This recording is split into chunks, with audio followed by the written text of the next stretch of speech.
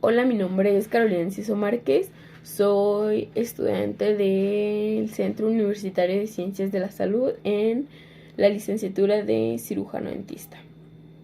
Y hoy voy a hablarles acerca de los arcos faríngeos, sus bolsas, hendiduras y qué origina cada uno de estos arcos a medida que se van desarrollando.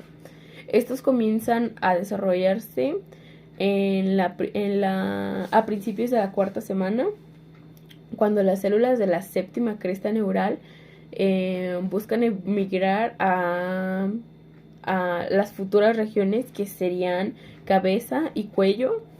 Estas se desarrollan en pares, como elevaciones superficiales a los lados de la faringe primitiva.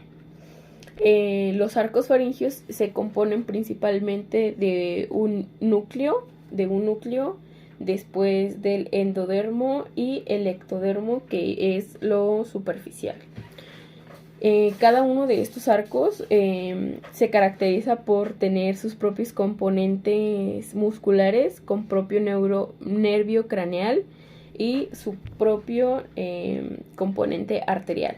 A continuación les voy a mostrar imágenes donde les pueda explicar y detallar un poco más acerca de los arcos faringeos, sus bolsas y sus hendiduras, y cómo se clasifica cada uno de estos. Muchísimas gracias. Como podemos observar en la imagen, tenemos nuestro primer arco branquial, o mejor conocido como arco mandibular. Está formado por la porción dorsal llamada proceso maxilar, que se extiende de la región correspondiente al ojo, y una porción ventral en el proceso mandibular o cartílago de Meckel. En el curso del desarrollo, ambos procesos, maxilar y cartílago de Meckel, experimentan regresión y desaparecen, excepto en dos pequeñas porciones en los extremos dorsales, que persisten y forman respectivamente el yunque y el martillo. El mesenquima del proceso maxilar dará origen más tarde al premaxilar, maxilar, hueso cigomático y parte del hueso temporal por osificación membranosa. El maxilar inferior se forma de manera análoga por osificación membranosa del tejido mesenquimático que rodea el cartílago de Meckel. Únicamente una pequeña porción del cartílago de Meckel experimenta transformación fibrosa. En consecuencia, los procesos maxilar y mandibular contribuyen en la medida a la formación del esqueleto facial por osificación membranosa. Además, el primer arco contribuyente a la formación de los huesos del oído medio. La musculatura del primer arco branquial está constituida por los músculos de la masticación, temporal, macetero y pterigoideos, el vientre anterior del digástrico, miloideo, el músculo del martillo y el periestafilo externo. En nuestra segunda imagen podemos observar el segundo arco branquial, que es mejor conocido como arco hioideo o cartílago de Reichert. Es más desarrollado, da origen al estribo, la apófisis estiloides del hueso temporal, el ligamento estiloideo y ventralmente al asta menor y porción superior del cuerpo de la hioides. Los arcos caudales al segundo arco suelen denominarse solo por número. Los músculos del arco hioideo son el músculo del estribo, el estiloideo, el vientre posterior del digástrico, el articular y los músculos de la expresión facial. Todos estos músculos están inervados por el nervio facial, que es el nervio correspondiente. Y a continuación podemos ver el tercer arco branquial, o tercer arco branquial porque no tiene un nombre en específico. El cartílago de este arco origina la porción inferior del cuerpo y el asta mayor del hueso hioides. La musculatura se circunscribe al músculo estilofaringeo y posiblemente a los constrictores faringeos superiores. Todos ellos son inervados por el glosofaringeo, el nervio del tercer arco. Y podemos continuar con el cuarto y sexto arco branquiales.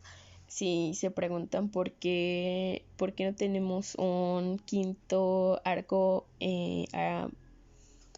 branquial o faringio, es porque la inervación es proporcionada por la rama laringea superior del nervio vago y el nervio glosofaringeo para el músculo constrictor de la faringe. No hay un quinto arco, ya que se borra en el desarrollo embrionario. Bueno, y prosiguiendo con el cuarto y sexto arco branquial o faringio, Los componentes cartilaginosos de estos arcos se fusionan para formar los cartílagos tiroides, cricoides, aritenoides, corniculado o de Santorini y cuneiforme de Greisberg o de laringe. Los músculos de los cuarto arcos, cricoideo, periestafilino interno y constrictores de la laringe, son innervados por la rama laríngea superior del vago, el nervio del cuarto arco. Sin embargo, los músculos intrínsecos de la laringe reciben inervación de la rama laríngea recurrente del vago, el nervio del sexto arco. La primera bolsa faríngea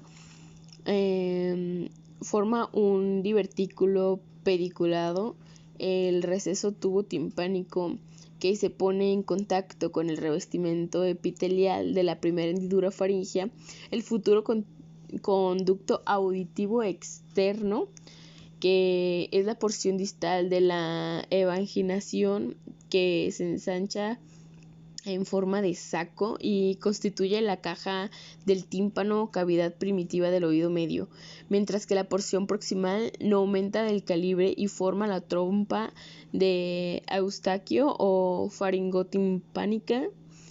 Y pues este es el revestimiento de la cavidad timpánica.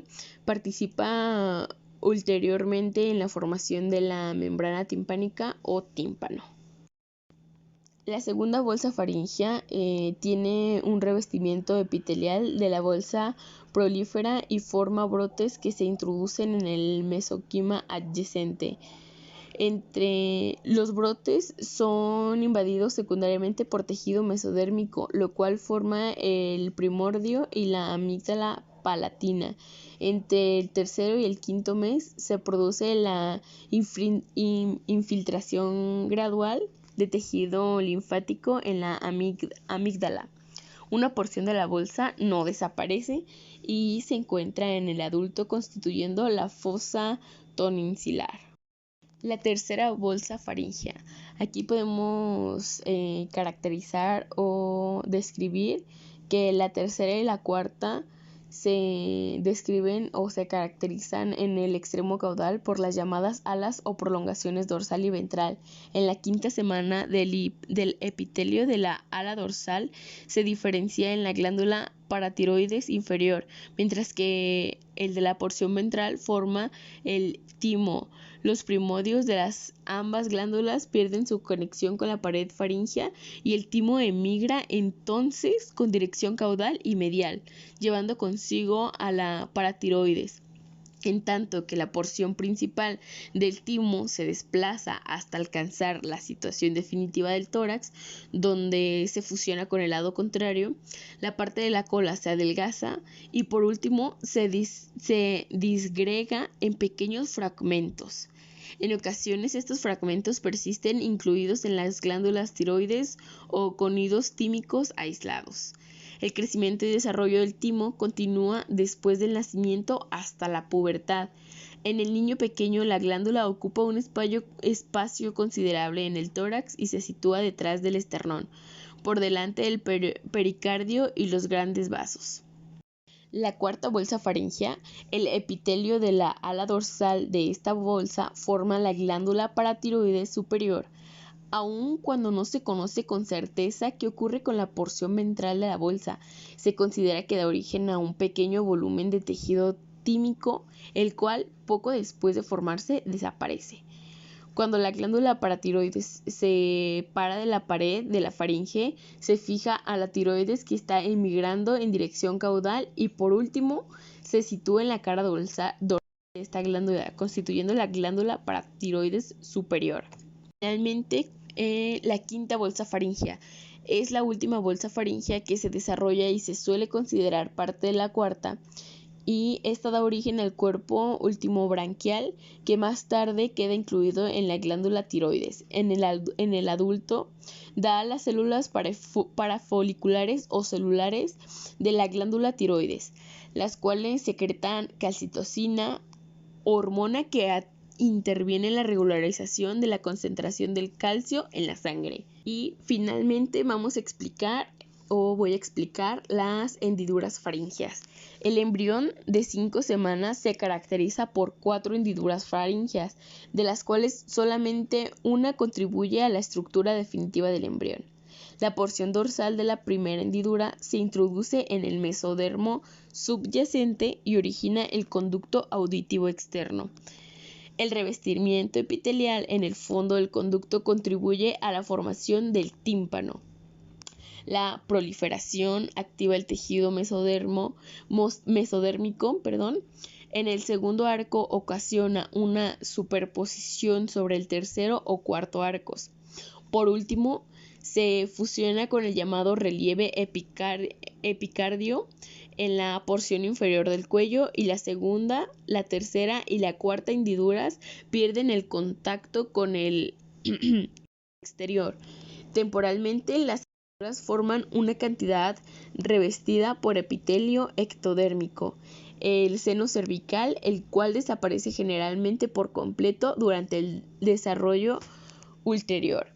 Y creo que con esto damos por concluido el tema de los arcos faríngeos, sus bolsas, sus hendiduras, y creo que pudimos conocer cómo es que funciona cada una de estas o cómo es que se van desarrollando impresionantemente en un feto.